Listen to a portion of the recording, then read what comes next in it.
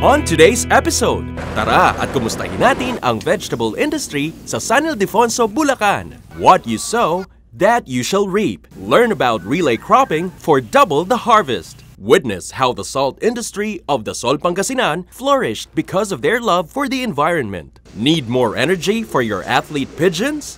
Load up with Reload Plus. This portion is brought to you by Tatak Excellence. Yan ang magaling! Ang gulay ay parte na ng araw-araw nating pagkain. Pero para sa mga taga San Ildefonso, Bulacan, ito ay ang kanilang major source of livelihood. Tara at kumustahin natin ang vegetable farming ng San Ildefonso, Bulacan.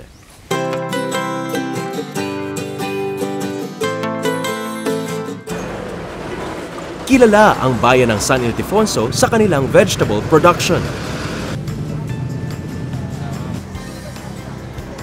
Malaki ang porsyento ng gulay na ibinibenta sa Maynila ay nanggagaling dito. Kaya naman tuloy-tuloy ang pagtatanim ng mga tao ng gulay para matugunan ang lumalaking demand. At the same time, dahil sa paggugulay ay natutugunan ng mga farmers ang kanilang pang-araw-araw na pangangailangan. Nakilala nila na ang San Ildefonso po ay vegetable basket ng probinsya ng Bulacan dahil nga sa paulit-ulit na pagtatanim sa kasipagan na ating magsasaka, malaki ang naiambag nila sa pag-aangkat ng gulay sa Kamaynilaan. Sa Region 3 ay San Ildefonso po ang may pinakamalaking bilang na iaangkat nila sa Kamaynilaan. Sa ngayon po, mataas po ang demand ng gulay po sa amin sapagkat kami po ay almost 40% ng gulay na dinadala po namin sa Kamaynilaan ay nanggagaling po sa aming bayan. Kaya po mataas po ang demand namin, kaya aming mga magsasaka ay patuloy na nagtatanim. Continuous po yung pagtatanim nila sa aming pong bayan.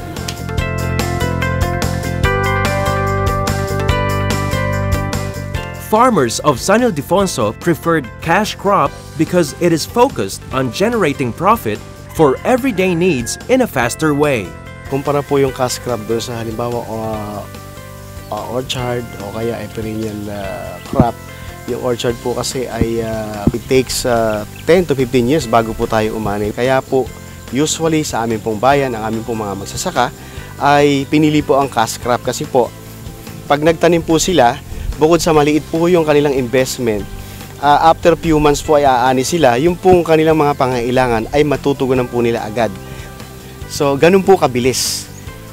Tinanim mo ngayon, aanihin mo din bukas. So, yun po yung gusto ng aming mga magsasaka po dito sa bayan ng San Ildefonso. Mabilisan ang transaksyon, mabilisan ang kita, mabilis ang pag-asenso, tataas ang antas ng bawat magsasaka dito po sa aming bayan ng San Ildefonso.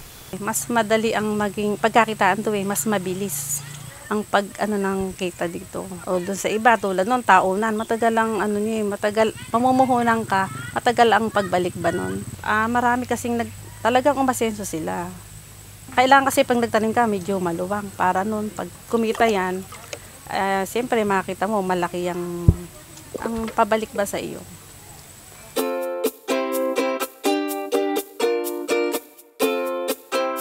Ang pagtatanim ng gulay ay nangangailangan din ng sapat na puhunan para ikay makapagsimula. Pag ganito nga kaluwang sa mga 100,000 mamumuhunan ka bago mo siya maibenta, mailuwas mo ng Maynila. Pagka maganda naman ang balik, nailalabas mo yung puhunan tapos kikita pa kahit pa paano, kikita pa naman kayo ng konti. Mailabas mo lang yung puhunan.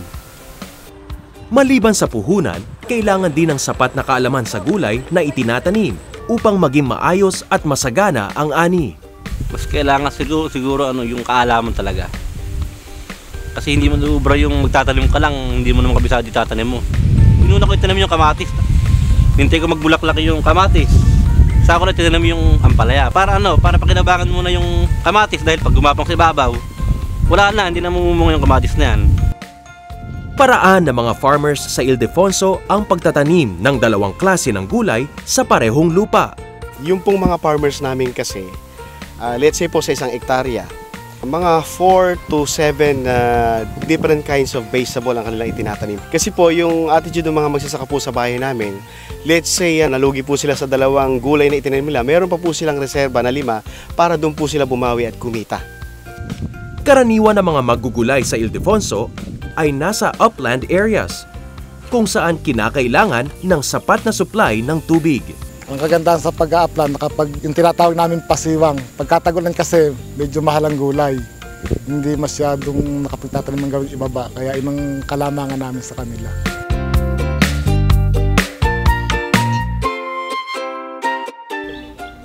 Dahil nasa mataas na lugar ang vegetable farms, problema din ang farm-to-market roads. 3 bagay po ang pinaka-problema namin. Una-una po, farm-to-market road. Sunod po, tubig pagka tag-araw. Tapos po, yung sa ilog namin, pagka po kami tag-ulan, pinapasalan po namin sa ilog ang aming gulay para madala sa Maynila.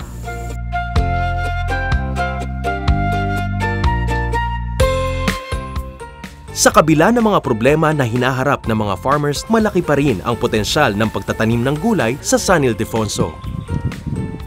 Ang paggugulay po kasi kaysa sa mga livestock, ito po kasing gulay after 2 months, dire-diretso na po ang pera. Hindi po kamukha ng tulad sa baboy, mag-aantay ka pang 4 na buwan bago ka magkapera. Talaga namang pagtatanim ay di biro sa dami ng challenges na pinagdadaanan ng mga farmers. Pero kung matutugunan ang problema sa patubig at farm-to-market roads, mas magiging maganda bilang source of income ang pagtatanim ng gulay.